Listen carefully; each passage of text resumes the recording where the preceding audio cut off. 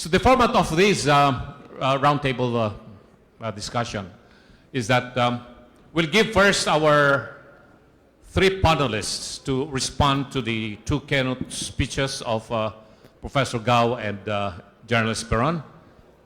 Not more than 5 minutes response to the speeches made by Dr. Gao and General Esperon. Our first speaker would be Dr. Su Hao. Please, Dr. Su Hao, respond to the speeches of our keynote speakers. Thank you. All right. Okay. Good afternoon, ladies and gentlemen. It's my great pleasure to be here in Manila in this, to meet our distinguished friends here. And actually, I have been here for several times as a visiting professor for the conference or even tourist in the south of Philippines. So by this kind of experiences, make me a very deep impression about this great country. Not only is there as a maritime state, beautiful, sceneries, much wonderful beach, blue sky, and it's the green water, and also it's the great land. So this is great country. Actually, my hometown is in Yunnan province of China, down to the southwest of China. It is inland, deep inland of China. So I'm quite familiar with their mountain, their inland, the land, but not the sea. Of course, later on I'm studying and working in Beijing and stayed there for more than 40 years. So I think that's China, on the one hand, is inland, grassland, very vast landscape, but also as the coastal lines of China, close to Beijing. So this also is the very wide range of the maritime area. So combines the land and the sea. So that means China, on the one hand, is a land country or a land power. But on the others, China is also the maritime sea or maritime is the scope of the, the territorial land, but also it is the sea power somehow, right? So I think that's China. As you know, just a few weeks ago, we have the summit in Tianjin, which is one of the important cities in China, hosted their summit called Shanghai Cooperation Organization. This mechanism much more focused on the inland of Eurasian continent. So we discussed quite a lot of their cooperation around their inland of Asia. But also myself, I have quite a lot of research experiences on the East Asia. I mean, the Northeast Asia and Southeast Asia combined together becomes the Grand East Asia, focused on the maritime area. That means we are trying to promote the regional cooperation all around the North and Southeast Asia. That means we'll try to enhance our cooperation between China and ASEAN countries in the context or in the long process, processing evolution of regional integration. That means we'll try to work for the futures of build up the East Asian community. So this is our common ground between China and the ASEAN country, in particular with our Filipino friends. So this is just my short introduction of myself. In the previous session of presentation given by Mr. Gao Zhikai, Mr. Gao, and I also share a little bit similar experiences in the United States. Of course, Mr. Gao, he has plenty of times in Yale in the United States, but I also took 1 year in the Columbia University at New York. As you know, this university also one of the great universities next to Yale University, right? And so the president of the university, whose name was Eisenhower, as you know, who was the five-star general in World War II. So in the kind of the time, China and the United States as allies with each other against the invasion of Japan, militant Japan in China and in Philippines. So that means China, United States, and the Philippines, we shared common experiences in the wartime of second anti-fascism, Second War anti-fascism. And Eisenhower at the time, later on he used to be a president of Columbia University, and then later on after the World War II, he becomes the president of the United States. I remember in 1953, just right the year when the war ended over the Korean Peninsula. So even at the time, China and the United States, of course, in a war, a Second World War, we are allied with each other, but later on we becomes the enemy with each other over the Korean War, as you know. But President Eisenhower was president to end the war on the Korean Peninsula. So that means war is not good experiences for us between China and Japan, because we suffered quite a lot between China and the Philippines. And the war on Korean Peninsula, we suffered between China and the United States. So this year was the 80th anniversary of the ending the World War II.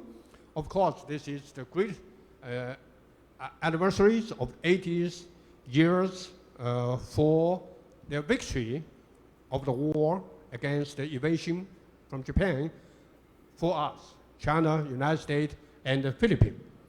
So that means, regardless of kind of the war experiences, China, Philippines, United States, we suffered quite a lot in the past, and then we are the members of the ending the war, and right now, I don't think all of us want to once again to wage the war with each other, because we suffered seriously in the past. So I think that in this context of the ending of war, China and the United States and the Philippines, will share common ground for maintaining peace with each other and all around East Asia. So this is the first point I would say with the background in the Columbia University. And the second point, once again, I also mentioned the Columbia University. As you know, right now, there's the quite famous university in Columbia University, whose name is Jeffrey Sachs. Yeah, which is a big guy, not only in the academic research, but also the policy research in the United States. He is the great guy to build this great theory for economic recovery or resilience, after the ending of Cold War, So he make great help for the Russia after the collapse of Soviet Union. So he give big hand for the resilience of Russia. And now he also discuss and makes a great contribution for the assessment about China. If you Google or you read quite a lot of messages about Professor Jeffrey Sachs, and he made quite a lot of points in his papers, in his presentations online, or even YouTube or X. So he makes very great remarks or point of views that in this world, look around this world, China is on the ways to rise up. There's no any evidence to stop the rise of China. So China becomes now we are one of the biggest economy in the world next to United States. And as Mr. Gao mentioned, that maybe later on, China will be the first. So it is inevitable for China to develop, to grow up, to become the first economy in the world. But comparing the United States as a hegemonic power, after the end of the Cold War, as you know, Americans as a Western power get used to the traditional historical experiences of empire. I'm a historian, actually. So when I study the Western history, there's a very basic logic to find the power build-up. The Western power experiences since the ancient time, they always follows the way of Roman Empire. As you know, the first emperor of the Roman Empire, whose name is Tsar, Emperor Tsar. So he has the logic to define the Roman Empire expansion. He gives us 3 words. I come, I found, I conquer. It is basic logic of Western Empire since the ancient time. So if we study the modern time, in which when the European power expanded, so European power expanded. They, by ways of funding, come and conquer. So our East Asian countries, including China and the Philippines, we were conquered or defeated by the West, right? So we become the part of Western colonial system globally, right? So this still follows the ways of Western imperial logic. Now, extended to the current situation.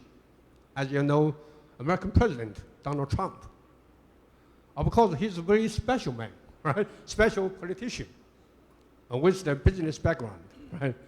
So, in my personal observation, Donald Trump still follows the way of Western imperial logic. That means funding, coming, and conquer. So what is the process of this kind of imperial logic taken by the American? So you already know, Donald Trump already declared something like, why not Canada? Could it be the 51 states of the United States, right? Or Greenland? Could it be a part of the United States, maybe ahead of, year ahead, right? Or, the neighboring of the United States, like the Mexico Bay, could be renamed with the American Bay, right? Or even Mexico could be follows American economic, scope, controlled by the United States. Or even, Panama Canal, or even the Panama State could be follows American logic, or even some other, Southern or Caribbean states could be follows Americans' way, so-called controlled by or determined by their so-called New Monroe Doctrine. So this is the Americans, logic, followed by the Western, experiences in 1,000 years. How about China?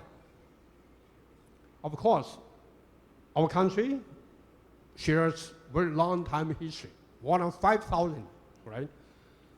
But as a historian, when I study the Chinese history, in particular the Chinese relation with our neighbors around Asia, it's quite different regarding the basic logic comparing the Western power. I always say that in Western society, this is the unilaterality in a society regarding their mindset or their logic. That means the whole of the world could be followed with the one logic, with the one value, with the one model. So a country expanded eventually will be the empire over the world. But Chinese history, in Chinese history, we have different logic. I mean, basic logic, or first principle to define our relation between China and our neighbors. There's the duality, not the uniality. Duality, that means on the one hand, we have the China, but others, we have neighborhood. These the two, entity coexist at the same time in history since the ancient time.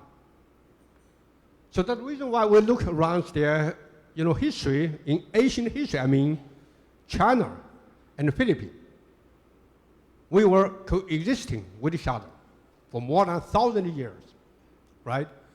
Even there's a very exact facts that 400 years ago, one of the small states on this island, called the Sulu Kingdom. Sulu Kingdom has a very close relation with mainland China, 400 years ago.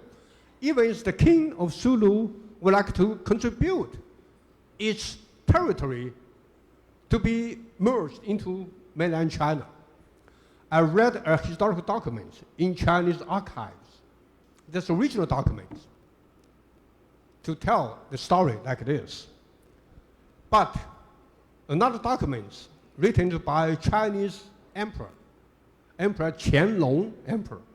So Chinese emperor said that, no, it's not necessary. China is already big enough. So it's not necessary to have one more state, to get inside of China. You just keep your position as a kingdom. So this logic tells us that Chinese experiences to manage our relation with our neighborhood and Western powers experiences to manage their relation with the neighborhood is different. So the basic logic is different between these two kind of powers in history.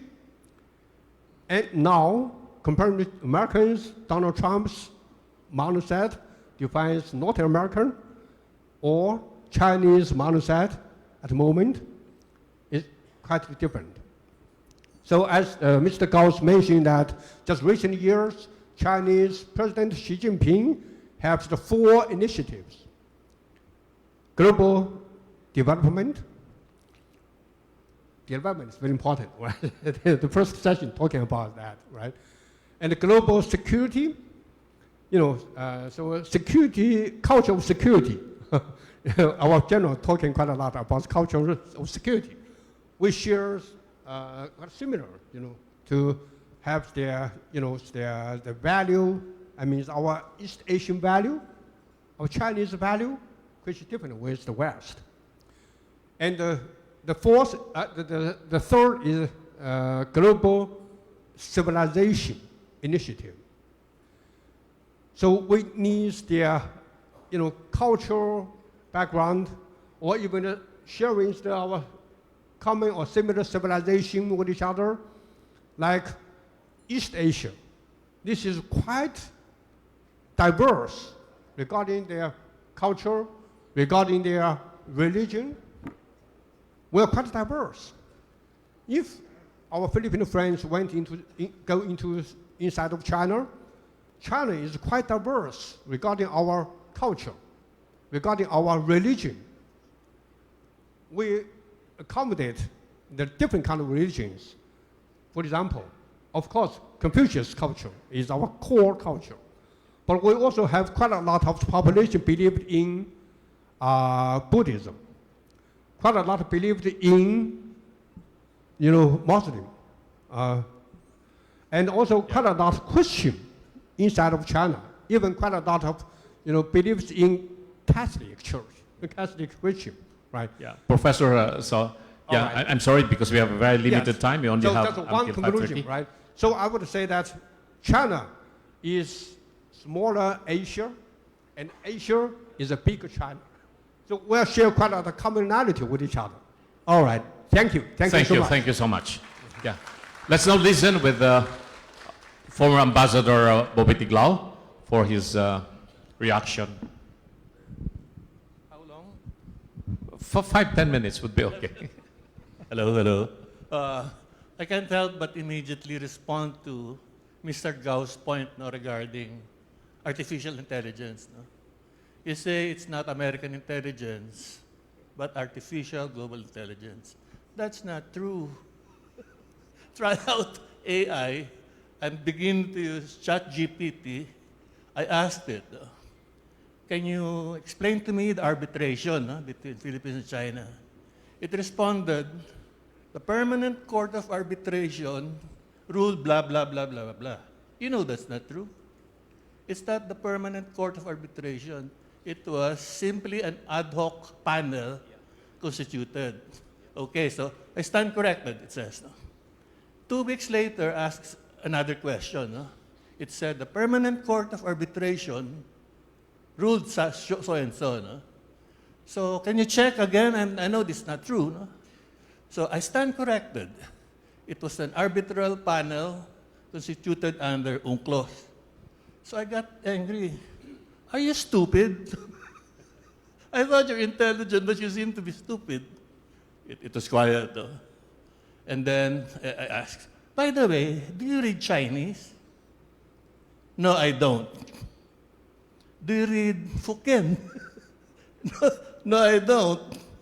Do you read Mandarin? No, I don't. It is a matter of fact that at least the language model of AI doesn't read Chinese text. No? It reads Chinese text if you give it a particular text in Chinese, it will translate. No? But it doesn't read all of the materials that is the basis of its intelligence. No? So what happens here is that more and more people are relying on AI rather than Google, and this is being analyzed according to the American biases. So we're having an entire generation believing the American lies. No? I'll give you another example. I just did it now. Because you mentioned DeepSeek. No? So I asked it. Does DeepSeek read Chinese media reports? I couldn't find any credible evidence that DeepSeek can read Chinese media reports. That it even says, DeepSeek exhibits censorship or content moderation, which means it's judging now that DeepSeek, the Chinese media outfit, AI, isn't accurate. A more important question, I just ask it now. No? I ask it, who are the countries which mainly won World War II? The main victors are the Allied powers, which doesn't include China. First of all, United States, of course. Second, Soviet Union. Third, United Kingdom. Oh, China is only fourth. That's responsible for the victory in World War II. Other significant allies, France. How could it have won the World War when it was subjugated early in the war? No? My point here is not just to go on this detail, but to point out that the information world, alarmingly, is becoming more and more controlled by the US. No? This is so true in our country when I've written a book. No? I've written probably 200 columns of the South China Sea issue. My friends here, Ado and Herman, have written reams of columns on the South China issue. But these are never answered by the DFA nor by the President. In fact, if you go to the DFA website and look for the official stand of the Philippines on the South China Sea dispute, there's none. The only explanation is on Scarborough Shoal, which is different from what the Commodore Tarela or the President himself. No? If you notice, the President has never explained our dispute with China. All he does is to give one-line explanations. We will fight for every inch of Philippine territory. Next line, next day, he says, we will defend our exclusive economic zone. He doesn't even know the difference between EEZ and territory.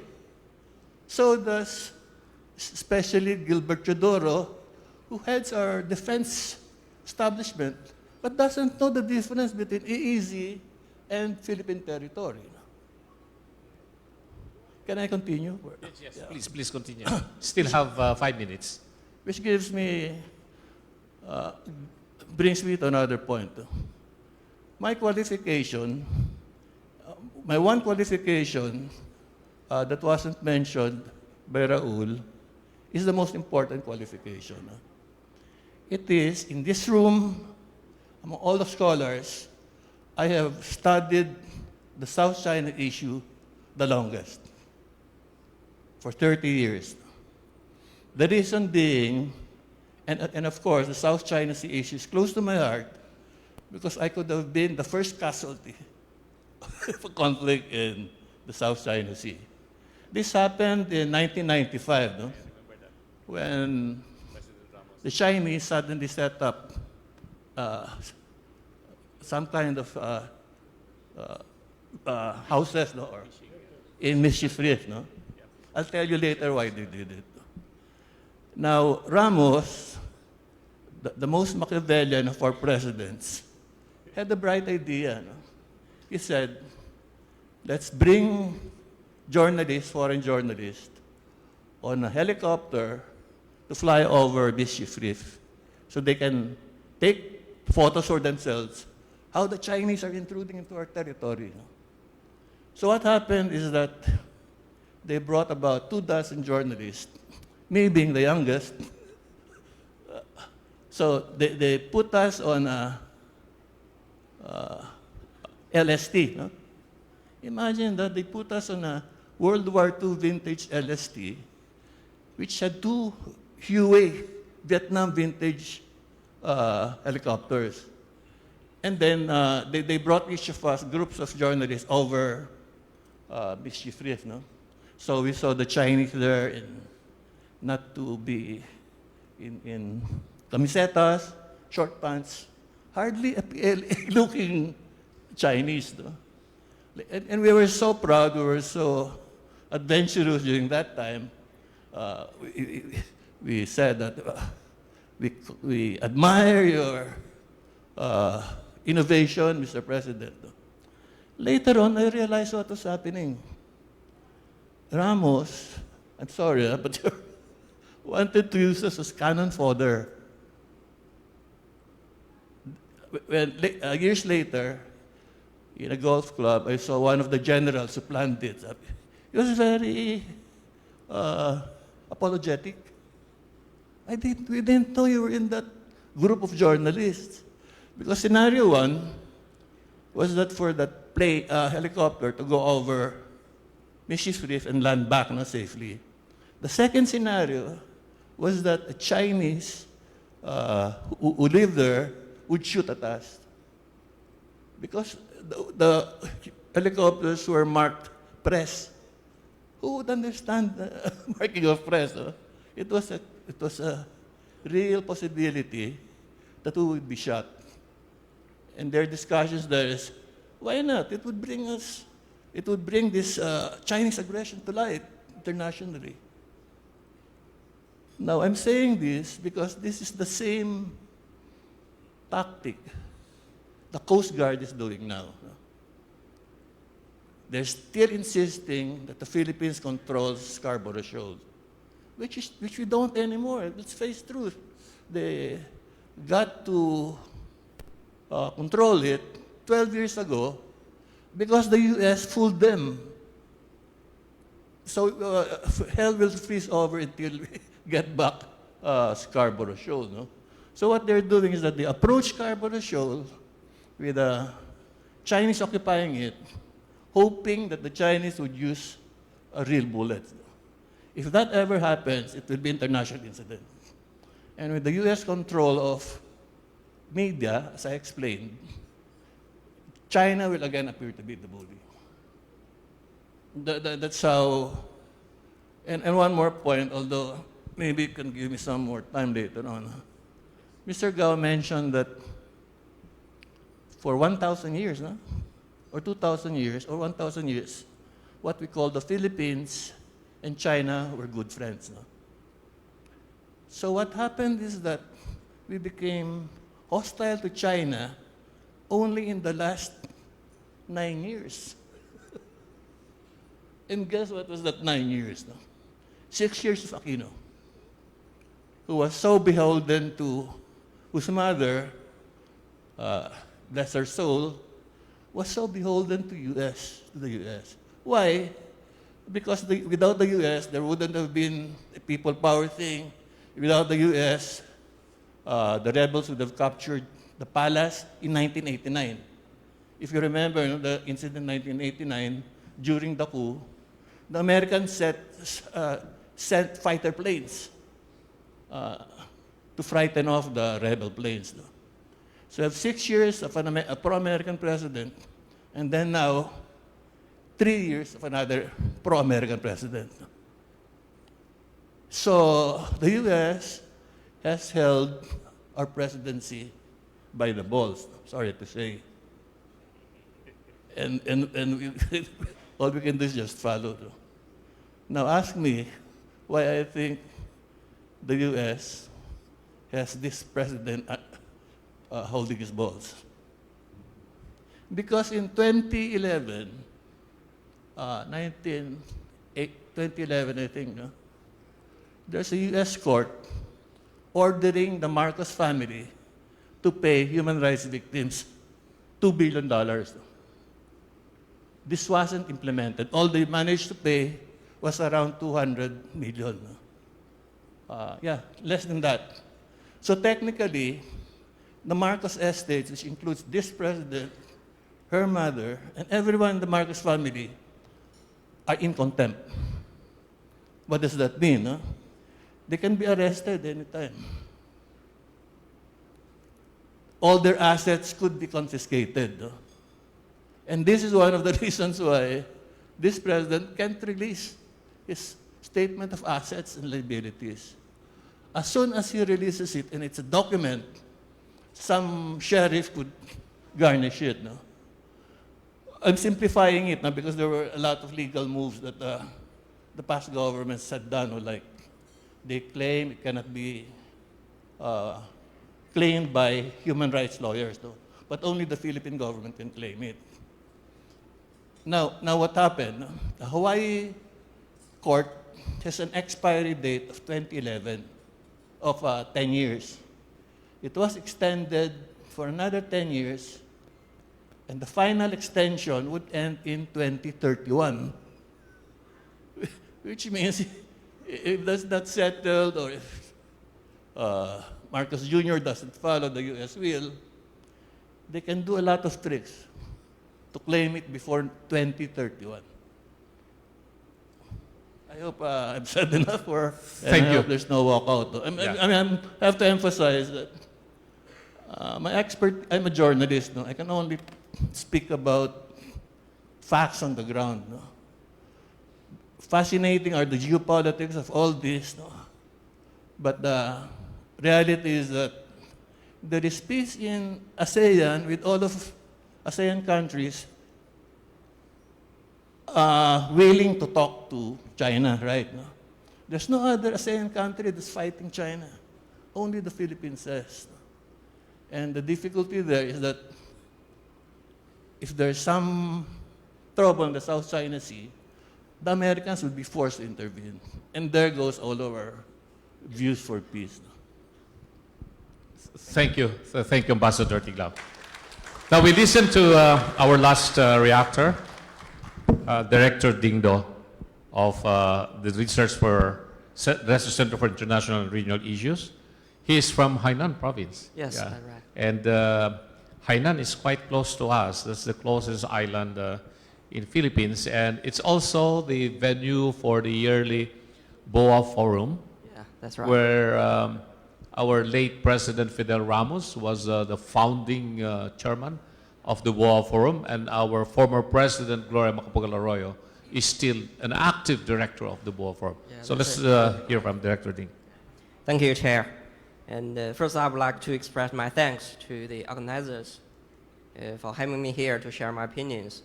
And since I'm the youngest man here, obviously, I would like to express my respects and thanks for all the senior speakers and the moderators for the contributions to the friendship between Chinese and the Philippines peoples. And if you allow me, I would like to start with my discussion by a true story of mine. Please, yeah. So, you know, Mr. Pitler knows me and my wife. My wife, she is working in the same institute with me, National Institute for South China Sea Studies. So sometimes we talk about South China Sea issue at home. So one day, my son, 6 years old, he told me, "Father, Dad, I won't travel to the Philippines." I asked him why. He said, "I know there is some conflicts in the South China Sea, at seas." So at that moment, I realized, I talked to my wife, we should not talk about the South China Sea issue, talk about our work at home in front of my son. Why? Because I don't want the South China Sea issue define the next generation's impression to our neighborhood. That means the South China Sea issue should also not define the bilateral relationship of the two countries. That is also the consensus between the two leaders of our two countries. So today I would like to talk about the South China Sea situation, generally speaking. So from my view, the peace and stability in the South China Sea right now is maintained.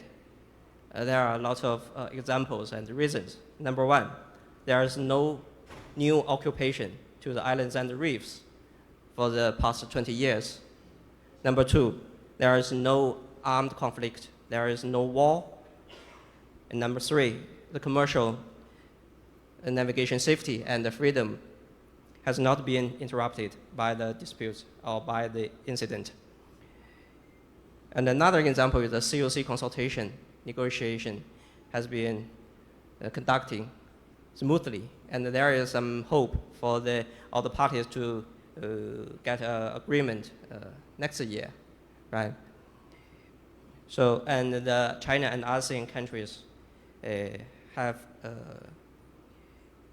make a groove important achievement under the DOC framework as to regarding to the low sensitive maritime functional cooperation, such as maritime environmental protection, search and rescue, and other things. So such positive factors, I think, is the mainstream of the South China Sea issue. And the reason is that all the members, all the coastal states, including China, they are make a great effort on this. So it gave me 3 points I think should share with all the audience. The first one is that the regional states in around the South China Sea, they have the same, they have the common wish, consensus to keep the South China Sea as a stability and peaceful place. And the second is that the dual track 2 approach, that means the disputes should be handled and resolved by the directly involved parties by negotiation and consultation, and the stability and the peace of the South China Sea should be maintained by China and ASEAN members. This approach is still useful, cannot be given up. And the third thing is that we should have the confidence. We should see the mainstream of the South China Sea issue, to believe China and the dispute parties could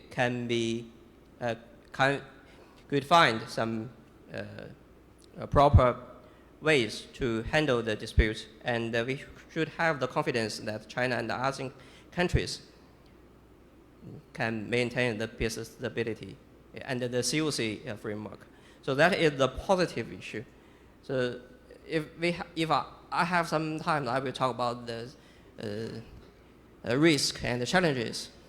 But that depends on our chair and the next round of discussion. I will stop here. Thank you. Thank you.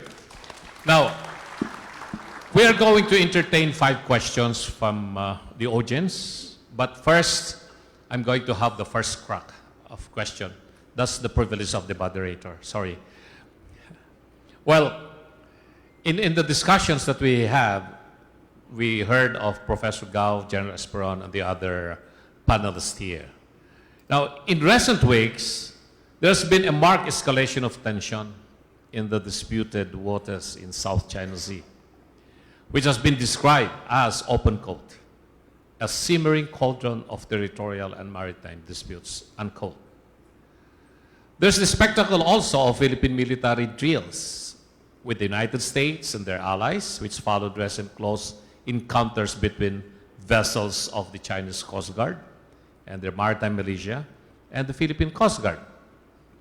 Now, amid the disturbing headlines, it has been argued that the best chance for keeping the peace now rests on a pragmatic solution that binds all parties to the adherence to international law and the promotion of respect between the claimants. My first question is directed to General Esperon, sir.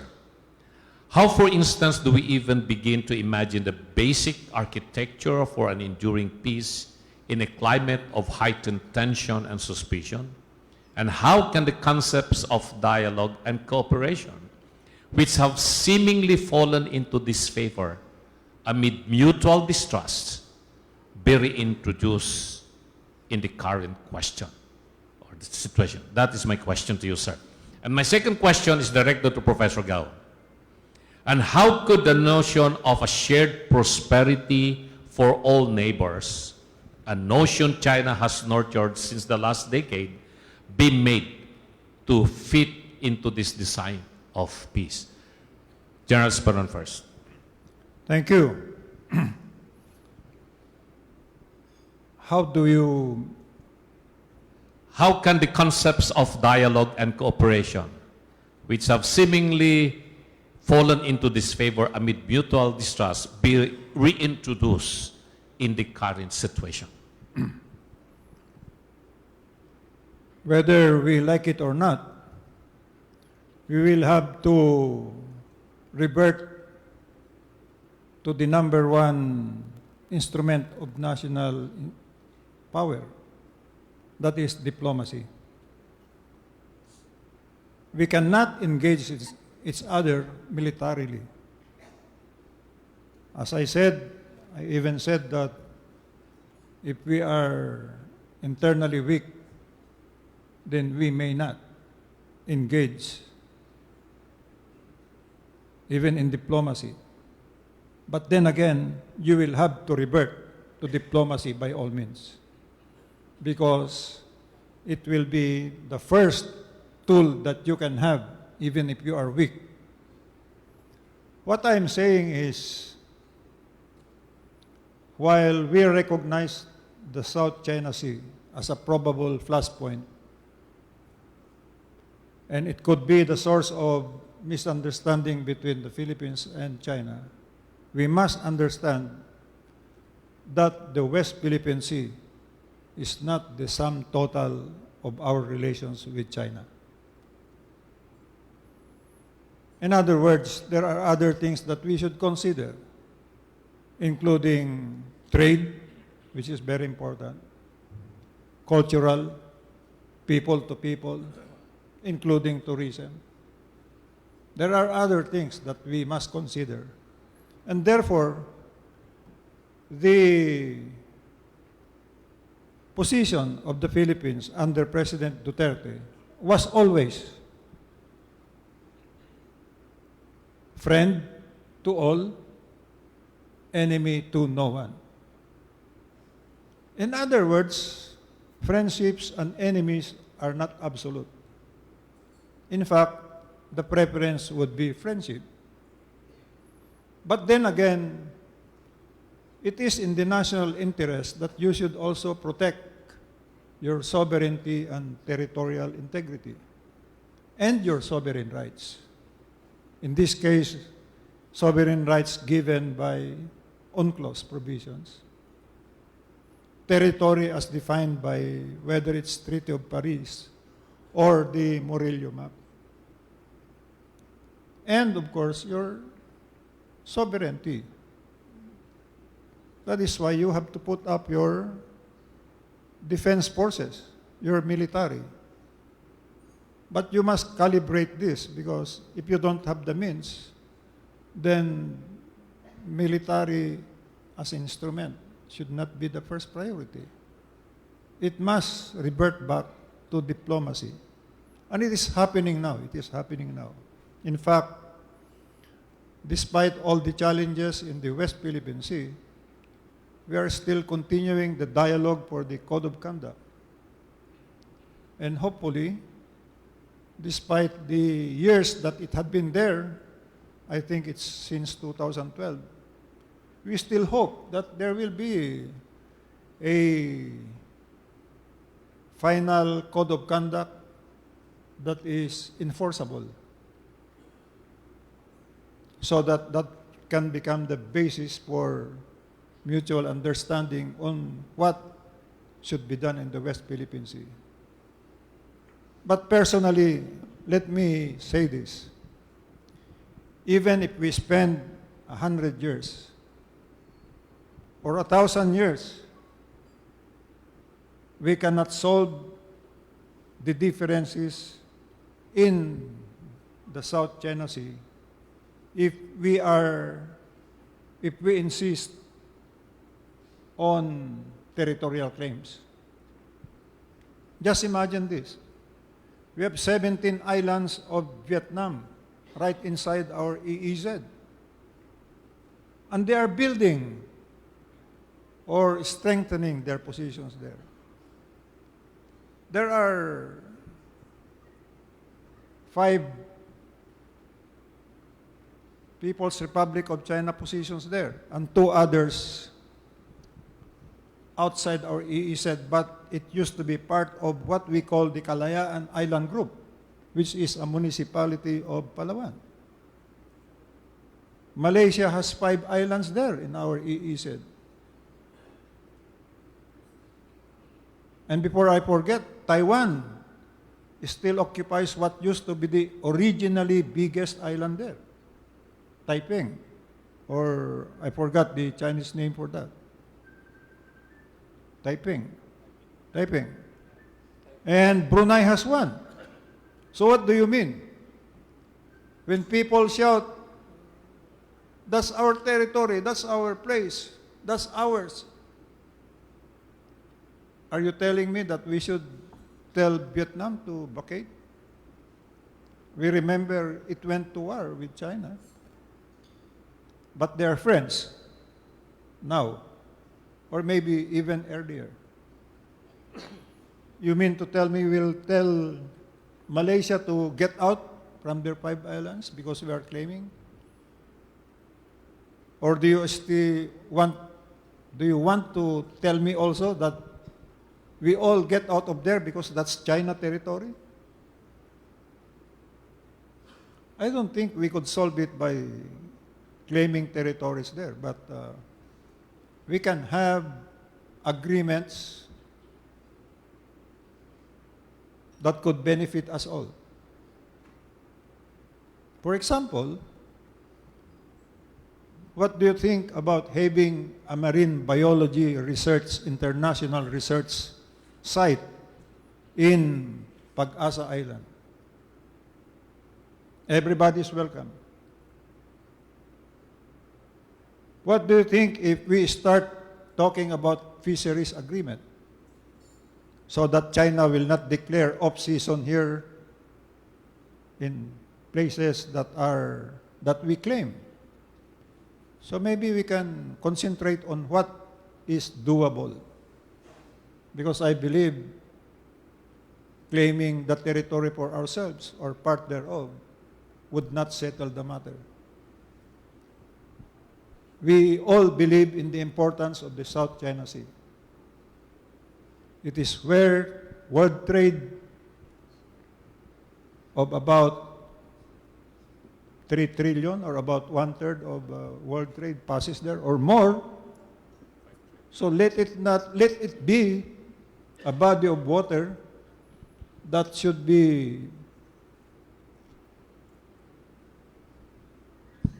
give benefits to one and all. Well, as Mr. Ga has said, I do not know if you are claiming that the United States wants war, but China doesn't want war. Well, I am happy that at least China and the United States are talking. Even if they are talking for now only about tariff rates. But I know that you are talking to each other. Trade is so important between the two.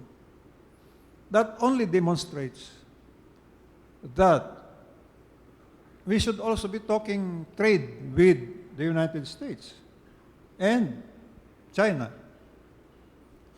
Personally, how could I hate United States? I have relatives there. How could I hate China? I love your cuisine. I love going to places in China. So I think there is so much to say about peace between us rather than talking about our territories. Maybe the wisdom of the Filipinos and Chinese in 100 years will solve the problem of territorial disputes. But for now, let's talk about other matters. Continue talking. Maybe we could settle a lot of things. As we are doing here right now, this is a very good start. The Association for Philippine-China Understanding is a very good organization. I wish I were a member. Thank you. You're most welcome, sir, to become member of APTO. Good luck to you, and thank you again for this opportunity. Yeah, thank you, General Esperon, for emphasizing the importance of independent foreign policy, which is enshrined in our Constitution. Thank you also for emphasizing the importance of dialogue, consultation, consensus, which are enshrined in the joint communique that was signed by the Philippines and China when the diplomatic relations were established in 1975 in order to resolve possible disputes between the two countries.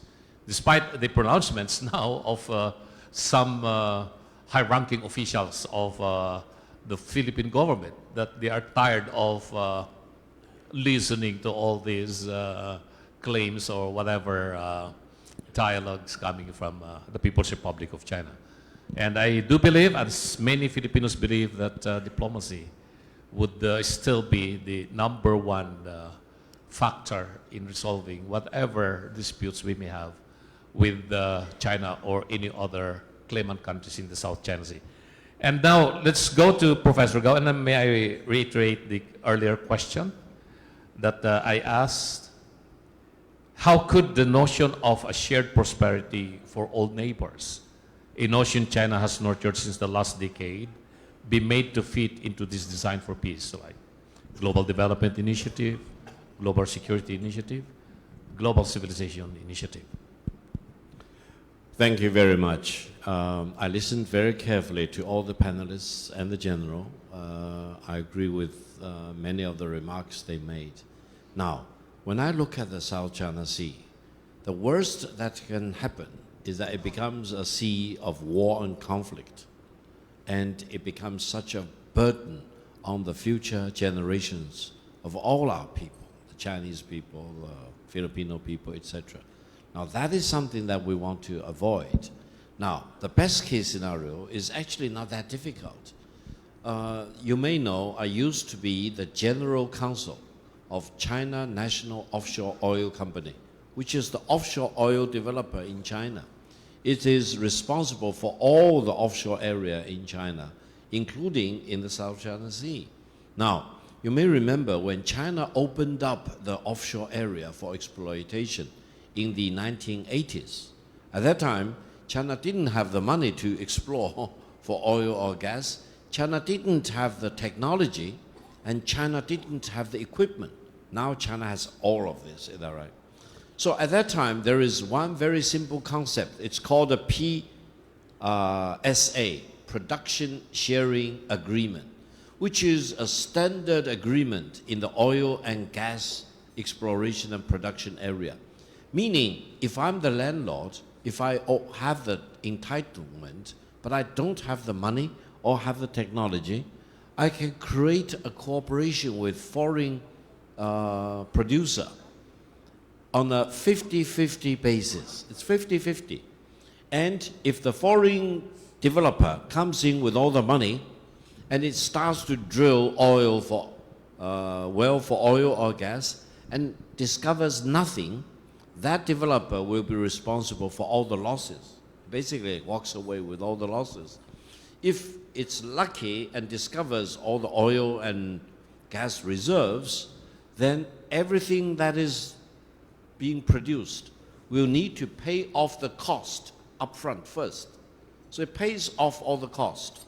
And then until the developer recovers all the cost, then it goes to 50-50 distribution. You can walk away with the 50% of the profit or the revenue, or you can walk away with the 50% production of oil or gas.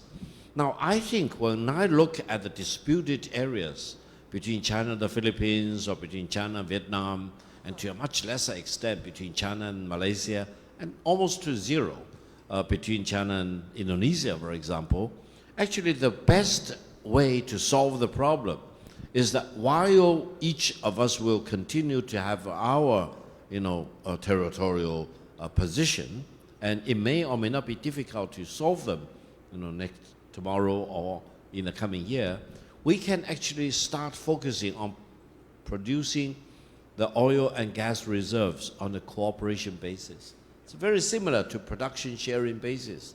In that case, for example, Philippines will immediately get the benefit of the produced oil and gas reserve. It will really contribute to making up for whatever energy shortage Philippines has.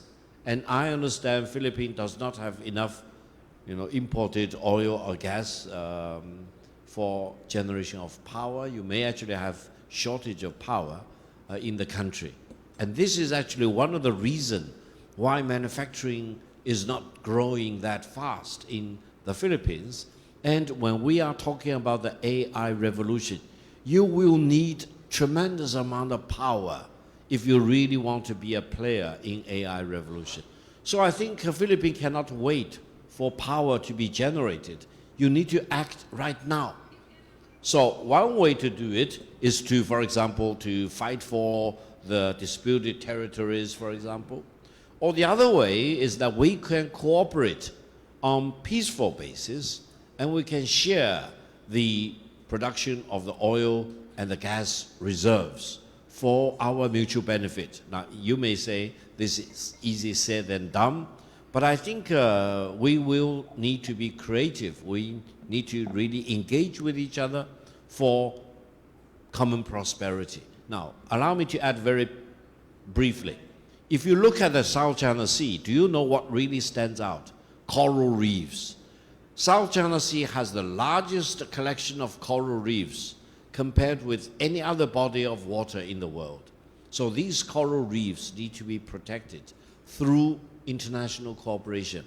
The coral reefs don't recognize Filipino or Chinese or Vietnamese boundary. They actually exist in their own capacity. Now, the other way is very obvious. Navigation, for example, disaster relief or disaster measures, satellite images, for example, and all the other things, weather monitoring, etc.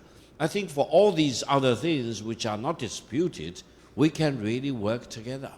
And different member states in this region can really pitch in with your money or with your technological know-how, etc., and making sure that the South China Sea will really be an area of peace and cooperation, rather than what we keep talking about, war and war and war. That's not the best solution for our generation or for the future generation. Thank you. Thank you, Professor Gao. May I ask Ambassador Tiglao to make a quick reaction to the opinions Just of on our that, two keynote speakers? Mr. Gao, that ship about shared production has sailed already.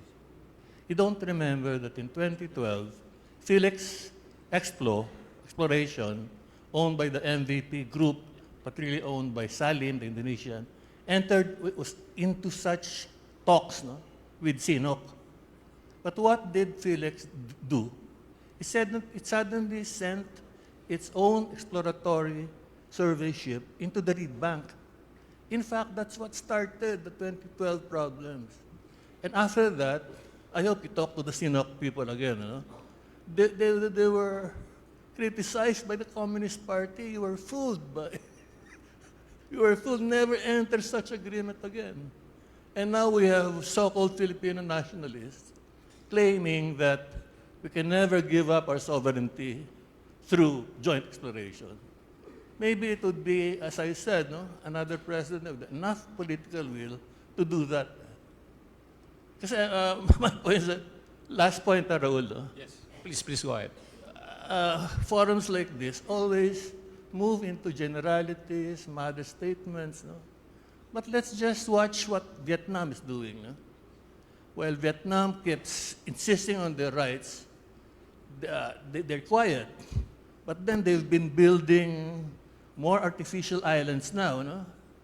In our case, we spent 30 billion for the Senate building, but we cannot spend that much to renovate the airport at Pag-asa. I mean, that's the problem really with this. It's the problem is with our elites. 30 billion for that Senate building that is not yet usable, and $1 trillion plus for the uncontrolled flood control projects. Anyway, thank you, Mr. Ambassador. Well, from the statements of General Esperon and Professor Gao, and I'm very proud of listening about your concept of production sharing agreement and about the proposal of General Esperon about possible venture arrangement of how we can cooperate with the other claimant states. We lawyers who are here understand the concept of condominium law. And I see some developers here of condominium units, and they know pretty well the meaning of the concept of condominium. I think this is one area possibly that we can also explore. I think the Department of Foreign Affairs or the Ministry of Foreign Affairs of China can start considering the expanded notion of condominium, and perhaps this could help resolve the conflict or dispute between the Philippines and China, which General Esperon said we cannot resolve that in 100 years or even 1,000 years. But if we can adopt the condominium concept of our relationship, we can possibly enjoy the fruits of the disputed waters in the South China Sea. So, anyone who would like to ask a question? I have the privilege Yes. of holding on to the mic. Yes, Yes. Mr. Good evening.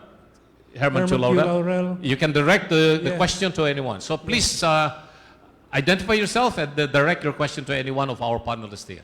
Yes, I'm from the Asian Century Philippines Strategic Studies Institute. And of course, I've been debating this and discussing this, and we've been writing about this South China Sea dispute between China and the Philippines for the past 15 years, as Bobby Tiglao has mentioned earlier. But I think the bottom line is very simple. If the Americans were not allowed to reassert its dominance in Philippine politics, we would not have a problem. Because the suggestions for joint development and so on, has been there, signed between President Duterte and President Xi Jinping since 2017. Unfortunately, we got interrupted by the new administration in 2022, 2023, and we have this mess. But the mess is now visiting his own office in Malacanang today. But I wanted to bring this up to particularly Victor Gao, because this offers a bit of a ray of light, a bit of hope. As the Politico American magazine reported, and it is reported in Newsweek and many other American magazines, after the Tianjin summit and the September 3 victory parade of China, U.S. Defense Secretary Hegseth announced to the American audience, and it is in this headline of Politico, Pentagon plan prioritizes homeland over China threat. Given your exposure, almost every day I can see you on YouTube and discussions, Mr. Victor Gao. What is your sense? What is the chances of this becoming a real strategic direction of the United States? How withdrawing from the China threat and from Asia, concentrating on its homeland.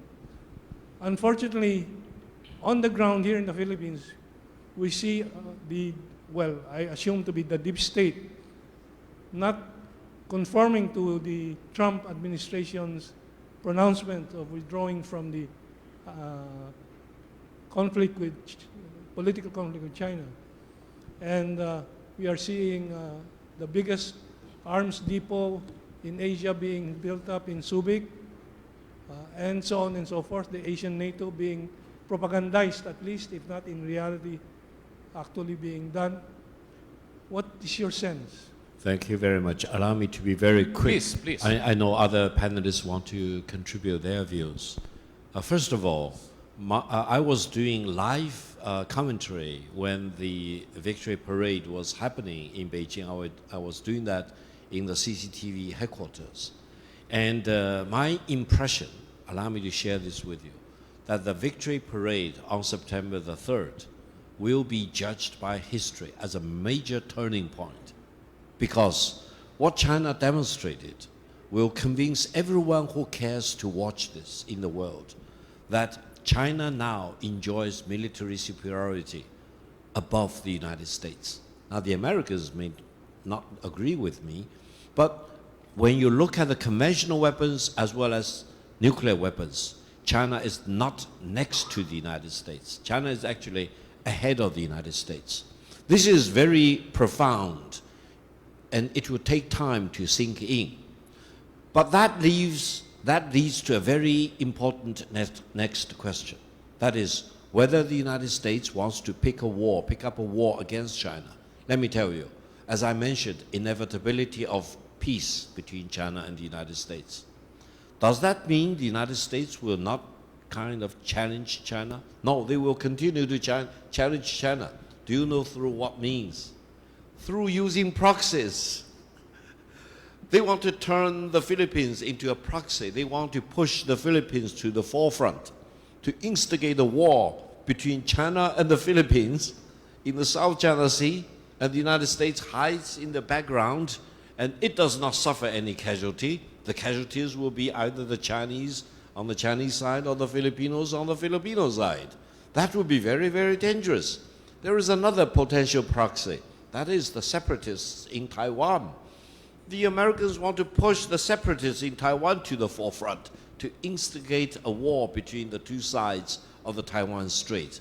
Now, other than that, I don't think any general or admiral in Washington will really go in that direction of instigating a direct war with China.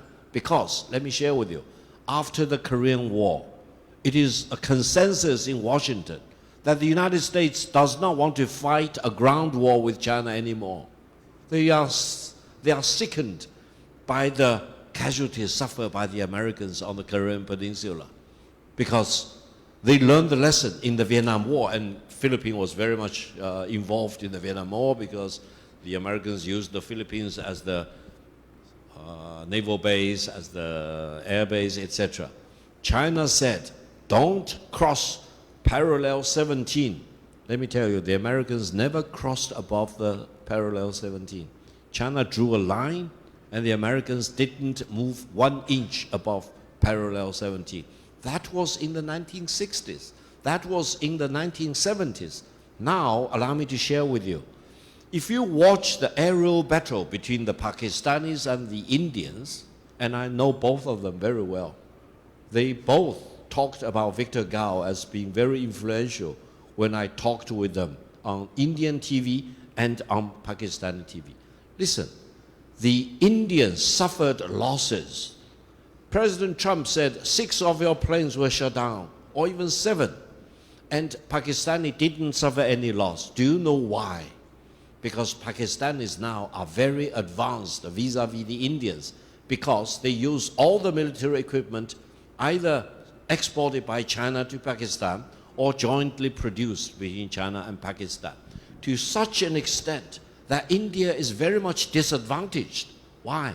Because the Pakistanis have learned from the Chinese cooperation that they need to integrate what I say, the space, the sky, that is the Air Force, the ground, that is the Army, and the surface water, that is the Navy, and the submarine, 5 dimensions integrated into one seamless fighting dimension, aided and enabled by information technology and AI. So the Pakistanis now can see further than the Indians, and their missile can shoot further than the Indians. The Indians could not see the incoming planes on the Pakistani side.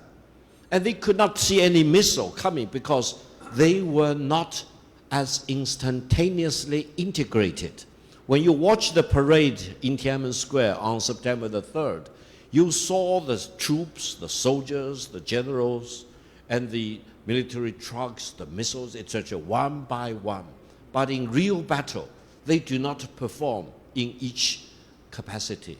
They are merged into a fighting machine. Allow me to share with you my true observation. China has the best technology now in the world to integrate all these dimensions together into one seamless fighting chain of command.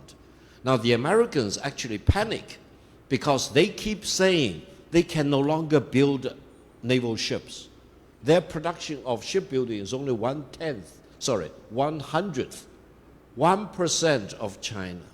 And they do not have enough rare earth. You know, now many countries talk about their rare earth. Myanmar talks about Pakistan talks about they have rare earth. Iran talks about they have rare earth. Turkey says, I have rare earth. But if you really know the truth, to have the rare earth does not solve the problem. You need to extract the rare earth elements from the other minerals, which they actually coexist, and then refine them. Now, if China does not, discontinue choking the Americans in the neck, the Americans are running out of rare earth reserves. They will no longer be able to produce their missiles or the phantom planes, etc., the killing machine that they need to, be involved in any war in the world. So I think we are at a crossroad already, and we already gone beyond the point of no return. That is, the United States has come to the conclusion that it is futile to fight a war with China. And it is actually, they are thinking about using some proxy. Philippines is a proxy. Taiwan is a proxy. What else? Do you think India will be a proxy? Let me share with you my observation. After the Pakistani-Indian aerial battle, in minimum, it will take 10 years for India to recover. Really, India is a great country. I admire India very much.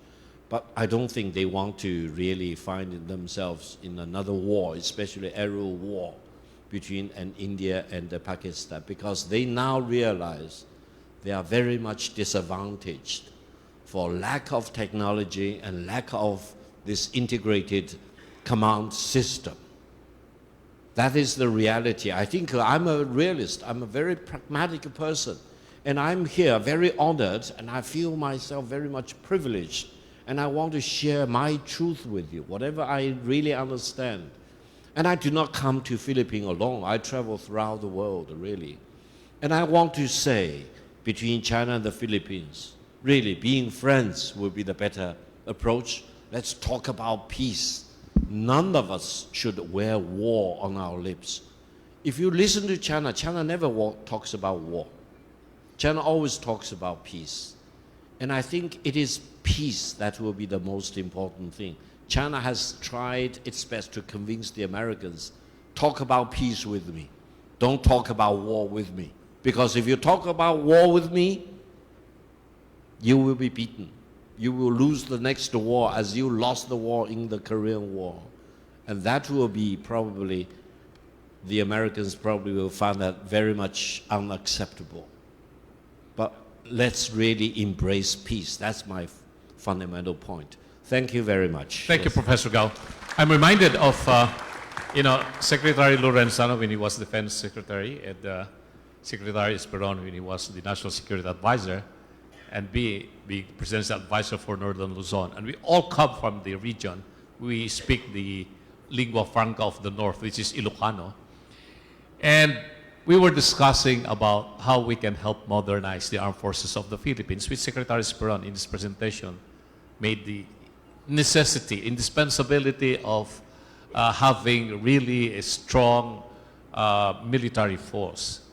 And we were hoping that the Philippines would soon develop its own weapons and armaments by not just relying on importing weapons from other countries, from the US, and now from India, from Korea, and from Indonesia.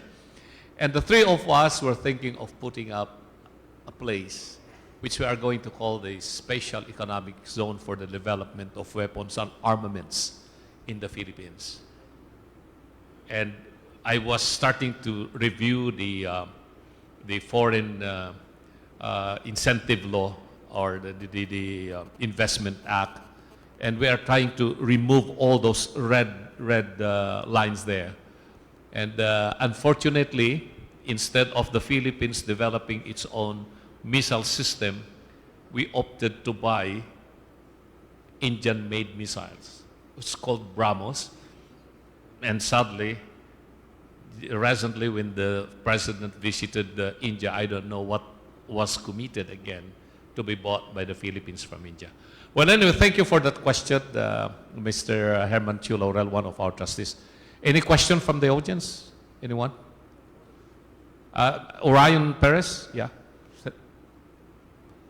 Please give the microphone to Mr. Perez. Hi, 大家好，对我们的中国朋友，我就告诉你们欢迎光临。Anyway, so what I'm about to say is not really a question. Kindly introduce yourself. Yeah, my name is Orion your Perez. Association, yeah. Yeah, my name is Orion Perez Dum Dum, and I am a constitutional reform advocate, just like my friend Raul Lambino and my other friend here, Dinto Donato. I wanted to make a comment first before I ask my question. And the first comment I wanted to make was about a Facebook post that a Facebook friend of mine made. He's retired General Romeo Poquis. And he actually commented about how other countries in ASEAN, particularly Malaysia and Vietnam, actually have their own conflicts with China as well. And yet, they were able to set aside whatever conflicts they have and still be able to be friendly with China on areas of trade.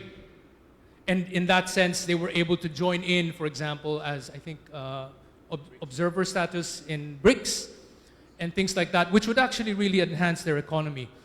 And quite unfortunately, in our case in the Philippines, we haven't really been able to do that. We're so one-sided and all that. And because of a lot of whatever conflicts occur, we don't have the finesse of looking at a modus vivendi. It's always kicking and screaming and making a lot of noise. and not really trying to engage. And I responded to my friend, General Pokis, thinking, perhaps one of our problems in the Philippines is we are the only country in ASEAN that does not share any land border with any other country at all. We are the only totally isolated archipelago. Everyone else, Malaysia, they share borders with Thailand, they share borders on the island of Borneo. Indonesia, they share so many borders with so many other countries, etc., etc. But we in the Philippines, we have none of that. And as a result, we've never had a solid history of having to maintain friendly relations, or at least a modus vivendi with a next-door neighbor who you may disagree with, but you will still have to live with because of the border that you have. So I don't know, that might be partly it. This is not to disparage our friends at the DFA, because this is just the reality of our history. We've never had to really deal with an absolutely just right next door type of neighbor. So based on that, my question is really for anyone in the panel. How can we improve this situation internally so that we can approach things with more finesse, so that yes, we may have our so-called territorial disputes or disagreements on certain things, but still be able to forge a positive relationship regarding economic development, trade, so that we can also partake in developments around the world and in the region. Thank you very much. Yeah, please. All right. I would like to give some answers to your question. Pitch your great question to me, to us, right? Actually, as Chinese foreign policy researchers, I'm much more focused on our neighborhood, and in particular around the South China Sea. So in the past 1 year, I traveled around the South China Sea. So Indonesia, Singapore, Malaysia, Vietnam, of course, now in Philippines. So when I was in the trip to these areas around South China Sea, so that made me a very deep impression. When I was in that countries, like in Indonesia, I take the high-speed train from Jakarta to Bandung. So all discuss about some kind of the business cooperation with China. It's a hot topic for the issues between China and Indonesia. And when I was in Malaysia, so I was invited to visit the Xinshan city next door to Singapore. So they discuss quite a lot how to build the new model in Malaysia with sharing some experiences of Chinese model, so-called Shenzhen Economic Special Zone. Right? So they want to learn or even to try to draw the investment from China to build next to Shenzhen in Malaysia, follows the Chinese way. And when I was in Vietnam, actually just 2 months ago, so in Ho Nai, in Da Nang, in Ho Chi Minh City, so Chinese Vietnamese politicians or even the local governmental officers talk to me regarding how to build their local, economic resilience. Just this year, there's a big, not only the economic, but also the local political or administrative reforms inside of Vietnam, right? So our Vietnamese say that, well, we should think something more beyond their traditional pattern of so-called open up and reform inland of Vietnam. But they say that, well, we should learn something from Chinese model, so-called governance, Chinese governance, because in the past, Vietnamese all try to set their special model, which is different with Chinese, right? Not only focus on the economy, but also focus on their political diversity, right? But now Vietnamese are aware that we should have some kind of concentrate on not only the political reform, but more important than economic. Without economic development, there will be no solid foundation for their national resilience. So I think that's even, I arrived here last night. I talked some of our Chinese diplomats this morning. So, and even I was interviewed by the Chinese, Vietnamese, the Filipinos journalists. So they also say to me that now Philippines, even though the hotspot is South China Sea, right? Security relation is always on the headlines for the discussion or even on the newspaper. But regarding their society, inside of society of Philippines, or even their the business circle, the concern much more on the economic or trade relation, or even the investment from China or from other ASEAN members.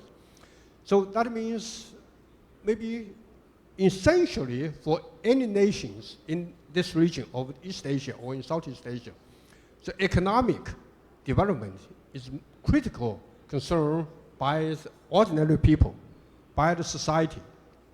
Without economic development, maybe there'll be some kind of uncertainty or even the instabilized phenomena in a society. So that makes some trouble in a society, right? So the reason why somehow like in South Asia or even somehow in some country in Southeast Asia, maybe we know that now even inside of Philippine society, there's some kind of uncertainty, right? So I think if we, or even China, we're aware that we should much focus on our economic development. Otherwise, inside of Chinese society, we will have some kind of problem, right? So I think that's the critical choice for their government, for the sector of society, or even for the business. The economic development is a critical choice. So I think that's the Chinese experiences, like Mr. Gao talking about the Deng Xiaoping in the past 40 years. So China must focus on the economy, and then we have the foundation for our national security, safeguard. I think that's in this experiences for China and for our Filipino friends, maybe is try to enhance our economic cooperation, or try to share our, exchange at the societal level. So my university, I have two universities. One is my home university, China Foreign Affairs University, and now I already have the second choice, second job, that is the Renmin University of China, which is the leading university in Beijing. So our university would like to open the door to their, scholar or even policy researcher for the exchange view with each other, to try and even to share their national governance, their regional governance, of course, the global governance, initiative by the Chinese leader just a few weeks ago, by our Chinese President Xi Jinping, right? So I think that's the key word here is the governance, national governance, regional governance. Of course, the governance around the South China Sea is critical for us. Yeah. Okay. Thank you Thank for that. Yeah. Ambassador Tiglao, you want to respond? Yes, just one point. No? That analysis is so wrong. No? Ramos had the capacity to deal with both China and U.S. Gloria Macapagal did so too. Who else? Estrada even did that too. No? Duterte did that too. No? He balanced China. And so I think that analysis is wrong. The big difference is that when you have presidents who are so much American puppets, that's when things go wrong. And look around the world. Britain doesn't share any landmass with any other country. New Zealand, Australia, Japan, but they don't have the gentleman's, I think, convoluted analysis. Yeah. So thank you. Any other question? If there's none, Chair. can I have this lady here? Yeah, please introduce yourself, ma'am. Yeah.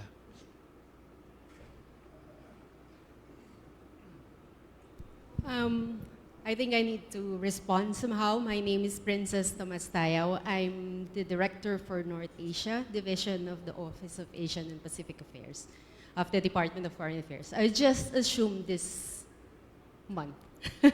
Okay, just to point out, the Philippines will always pursue its own interests based on its own priorities and sovereignty and national interest. That is the primary rule. We will always follow that. Regardless of who we deal with, our own national interests would always prevail. Nonetheless, taking off from the point of the former National Security Advisor, we will always pursue areas where our interests align. So that is, of course, what the gentleman over there mentioned. That is on trade. Maybe unbeknownst to all, despite all the issues that you now see on the television, all these differences that we have on so many security issues, we cooperate with China, and our bilateral relations is very strong. Okay, it encompasses the security issues. Okay, we have trade relations, we have security ties, we have the cultural relations, which is very strong. The ties between our countries, between our two peoples remain, regardless of the issues that face between the two countries. Filipino-Chinese relations, people-to-people relations, cultural relations, these are the basis of also of Philippine-China relations. So I just want to point that out. Okay, we will always pursue our national interest based on our priorities. We will always engage with China as an equal partner. We will engage with the US. We will engage with each and every ASEAN member countries, including, you know, our neighbors. Well, they're not neighbors, but countries in Europe. We are equal partners, and we will always be guided by the principle, our independent foreign policy, based on our own national interests. Thank you so much. Thank you for that comment, Mama, from the Department of Foreign Affairs. Well, actually, yes. We have to continue our strong cultural exchanges, people-to-people exchanges, and even tourism. And that is actually the primary mission of APCO. We have been doing that for more than 50 years, since our organization was founded and registered legally. And the sad part, however, is that very recently we observed that there are more Filipinos going to China now as tourists, spending money there in China, than Chinese tourists coming into the Philippines. I was in the Sichuan and Chongqing just 2 days ago. I arrived in the Philippines. When I traveled from Manila to Chengdu, straight flight from through Air China, there were more Filipinos in the plane going to Chengdu. And when I came back yesterday morning, again, there were more Filipinos coming home from China. And then I asked them, what made you travel to China? Well, we enjoy going to China because it's cheap, the hotels are cheap, the food are delicious, they are very cheap, a lot of sceneries that you can see. That was a different situation 5 years ago. 5 years ago. There were a lot of flights from Chengdu to Manila, Guangzhou to Manila, Xiamen to Manila, Quezon to Manila, Beijing to Manila, full of Chinese tourists who would like to come to the Philippines. Why the sudden shift of thought from China? I didn't know the reason why. What's the reason? They are afraid. According to the Chinese, yeah, Mr. Samuel, can you respond to that, sir? He's the president of China Business Association, Philippine-China Business, from Isabela. They're issuing less visas now at our Manila embassy. I really It don't was know the about it. ambassador who told me that, no? Yeah, I think so. Yeah, that may be one reason. But I think they really are not applying anymore for Chinese, for Filipino visas to come to the Philippines as tourists. Maybe the Chinese, Philippine-Chinese Business Association can respond to I that. have another question. I'm Samuel Uy from the Chinese Filipino Business Club, Inc. Actually, my observation of what's going around in the country, because we are looking at the South China Sea, but we have to bring ourselves back to the country. My observation is every day we read the newspaper, we listen to the commentators on the radio, they are majority, I would say. They are anti-Chinese. And I'm saddened because I couldn't erase my eyes. It's stinky. Everywhere I go, I don't want to experience that racism. I did experience it already. And what's going on here? Now, it's not only me. Even our business is affected. Just an example. A week ago, our supplier, 3 of them came over from China.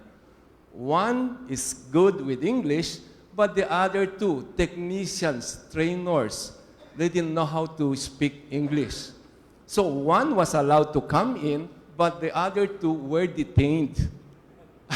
After 2 days, because it's a weekend, so I was trying to ask for some help from friends. The 2 were so scared that they decided to buy ticket and went back home to China. I said, these things are young adults. Somehow now, even the Filipinos, they are affected with what is being planted. These seeds, when we allow them to be planted, a month, a year later, Filipino peoples, they will feel so bullied. That sense of fear is growing already in them. Instead of our natural values, the natural values of Filipinos who are loving, kind, friendly, something is changing. What can we do to reverse this kind of wrong seeds that were planted in the young minds and into the minds of our Filipinos? Is anyone of the panel about to respond? Ambassador? Let me finish on one point, Yeah. because you might want to investigate this. 3 months ago, I was told that our embassy in Beijing was issuing 1/3 of visas than before. No?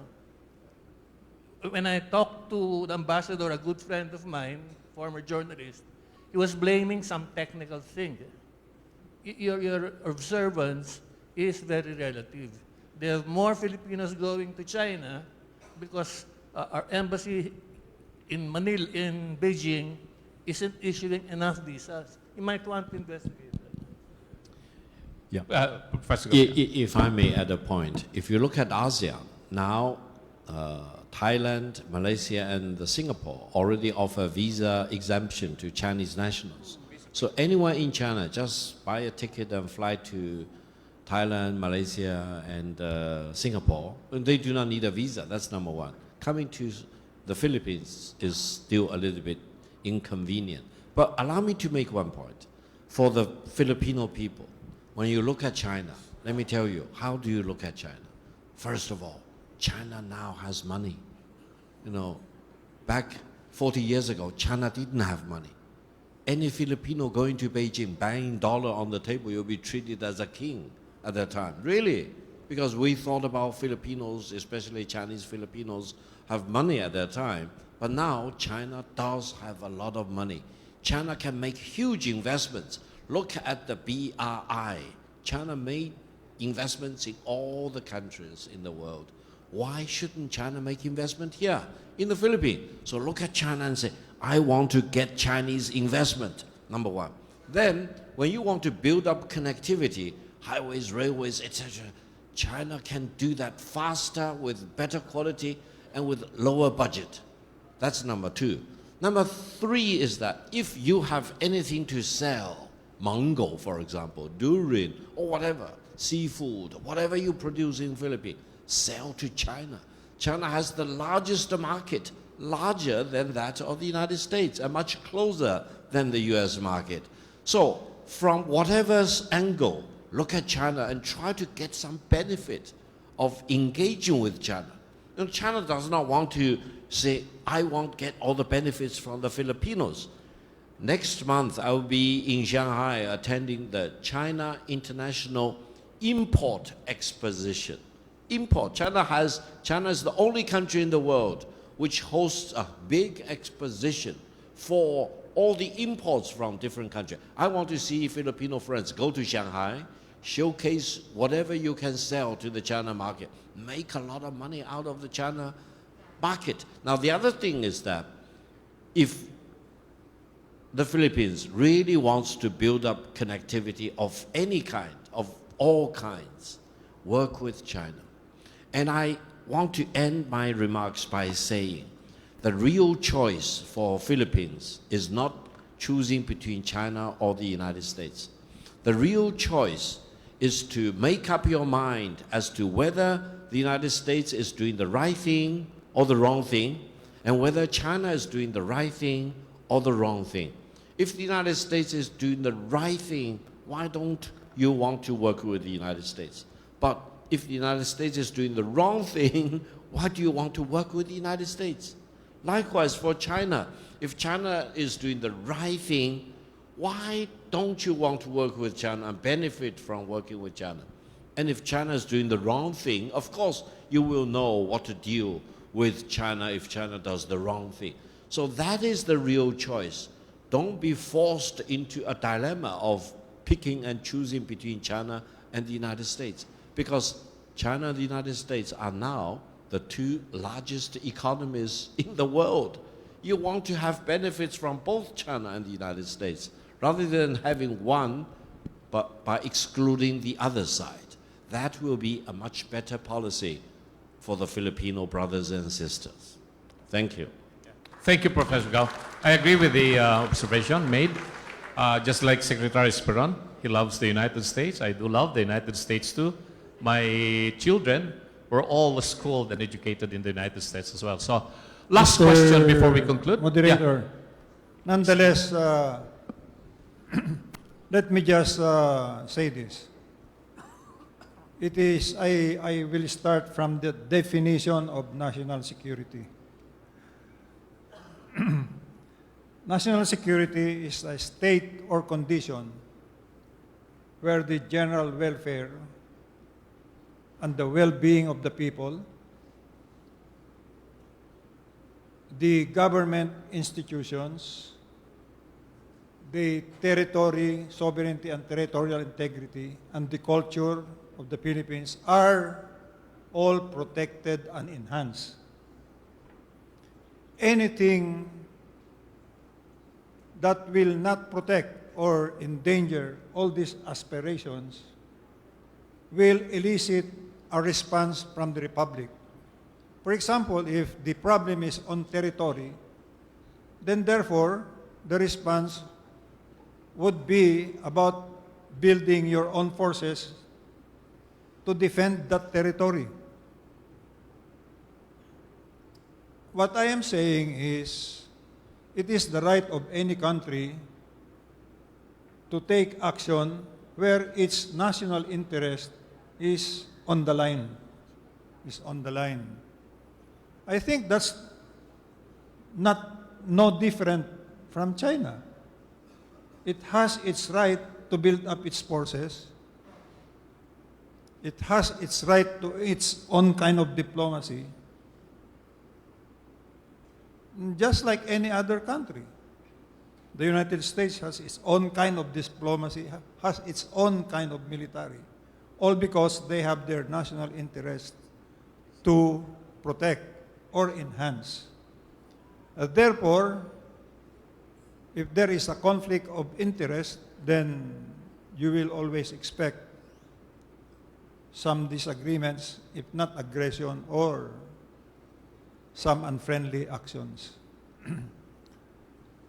Despite all that reality, we must come to realize that no country will be the victor or the winner if it believes that it should live in violence, in the use of violence, or in the conduct of war. What should come primarily, the first, as I presented in our instruments of national policy, of national power, is diplomacy. Diplomacy. Number 8 there was development. But I have my thoughts that together with economy and development, they must be at the forefront. And so, we are countries, but no country is an island.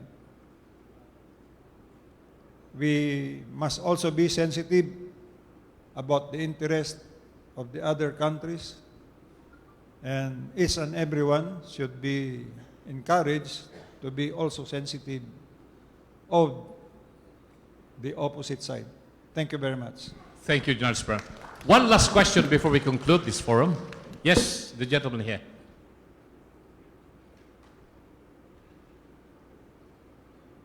Good evening, everyone. My name is Captain Relly Jose Jr., an ex-seafarer. I sailed around the world for 25 years.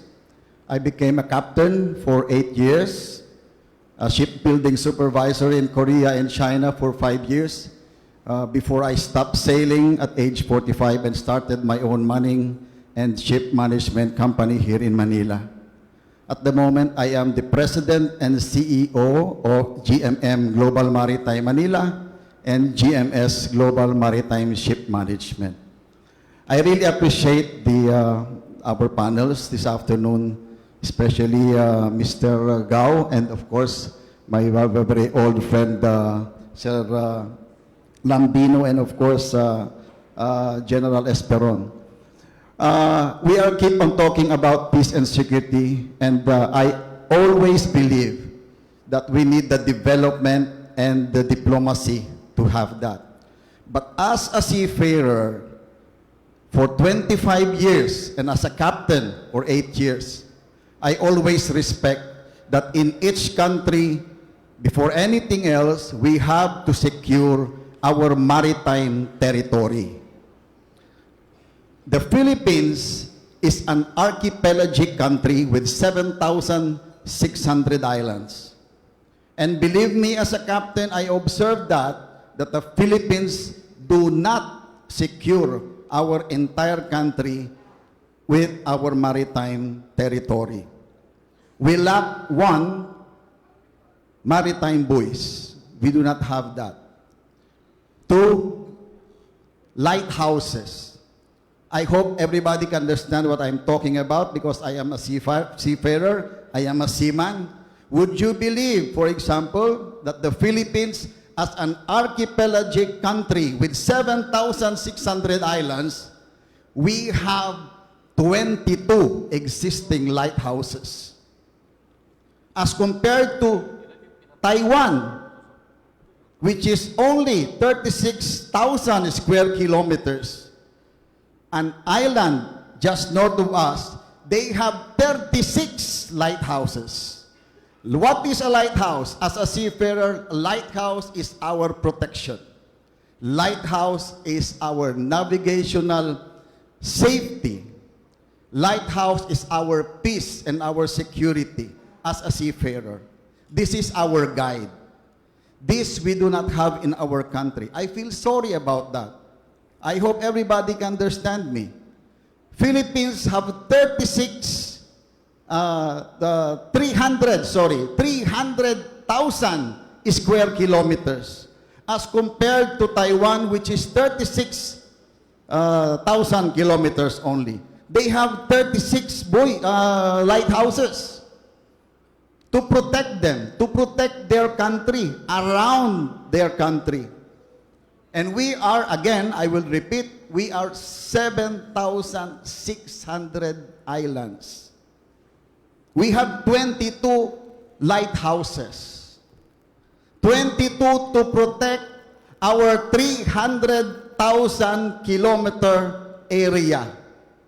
Philippines, for our information, is one of the longest with coastal areas. With a coastline, we have a coastline of 36,000 kilometers.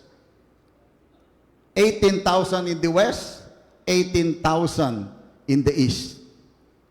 How many lighthouses or how many maritime buoys do we have around the Philippines? I feel sorry about it. In the West Philippine Sea, we have 10 maritime buoys to protect the 36,000 long coastline of the Philippines.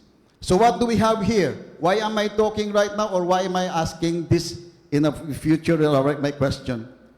We are talking about the West Philippine Sea. We are talking about fighting, and then we have talking about diplomacy.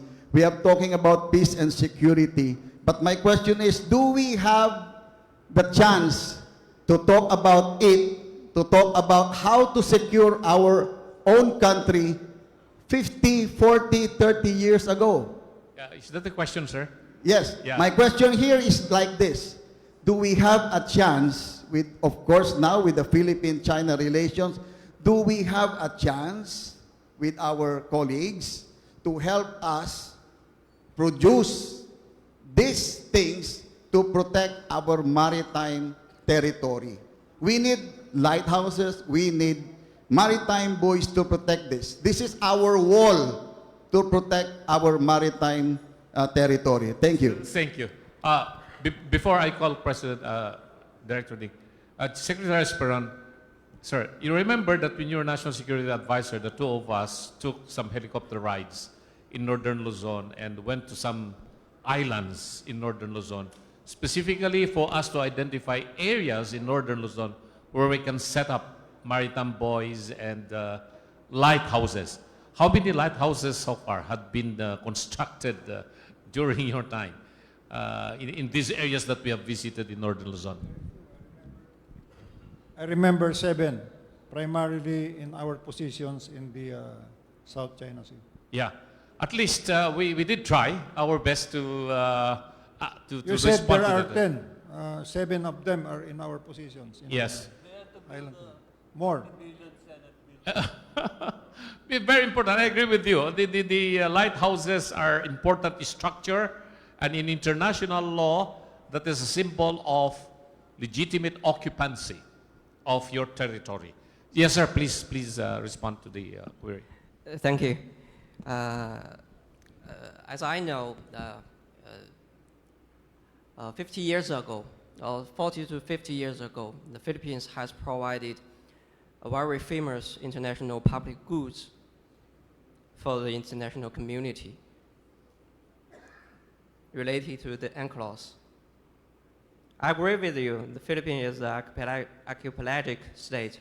So during the negotiation of the UNCLOS, Philippines and Indonesia provide the concept and the relative regulation of the archipelagic states and the framework of the provisions. So that is one of the important public goods contribution from the Philippine side. So right now there is a famous term, global maritime governance. From academic view, from my view, the global maritime governance is based on the internal maritime governance. So that is experience of China. In the past few years, in the past few decades, China has improved its internal maritime capabilities, including the maritime key infrastructure. So what I said, I won't focus on the sea light, the house, something like that. I would like to say China can provide much more support to Philippines to improve its maritime governance capability from the internal side. But this is dependent on a good atmosphere, especially political atmosphere, and as well as the mutual political trust. So as I know, in the past few years, China has initiated a few suggestions to make maritime cooperation, including the maritime plastic prevention and the oil prevention in the Manila Bay area. We are still waiting for the positive action of the Philippine side. So that is my opinion. Thank you. Professor Gao, please. Now that you mentioned the seamen from the Philippines, allow me to pay tribute to the excellent seamen from the Philippines. They are the best in the world. Yeah. They work the hardest, and they are the most courageous seamen in the world. You know, China is a major container port country in the world. 7 of the 10 largest container ports are in China. I understand all ports in China come across seamen from the Philippines regularly, and sometimes whenever there is a shipwreck, unfortunately, there will be Filipino casualties. So we need to really give tribute and salute the seafaring tradition of the Philippines and the excellence of the seafarers, seamen in the Philippines. And whatever China and the Philippines can do, talking about the lighthouses, let me share with you, China can build a lighthouse with the cheapest budget, with the best quality, and the best speed you can imagine. Probably the overall cost will be 1/4 of a Japanese-built lighthouse, or probably 1/5 of an American-built lighthouse. And you need so many lighthouses everywhere, almost every island, etc. So again, you identify one area of potential cooperation between China and the Philippines. Thank you. Yeah, thank you. Well, that's conclusion. And thank you again for our guests. The Manila Forum, since its inception in 2021, has always taken great pride in bringing to our audiences, including the big online segment, the major issues of the day, and making sense of them through a panel of invited experts and academicians. Today, the Manila Forum continued that tradition. We focus today on a topic that's never far from most everybody's mind. That is how to ensure the continuing peace and security in the Asia-Pacific region. And in addition to what Professor Gao says, sustainable development of the area. And there are so many questions that need to be answered. We must not stop looking for answers, even if they are difficult to come by. Maraming salamat po sa inyo. Mabuhay po tayong lahat. Mabuhay ang Philippines-China relations.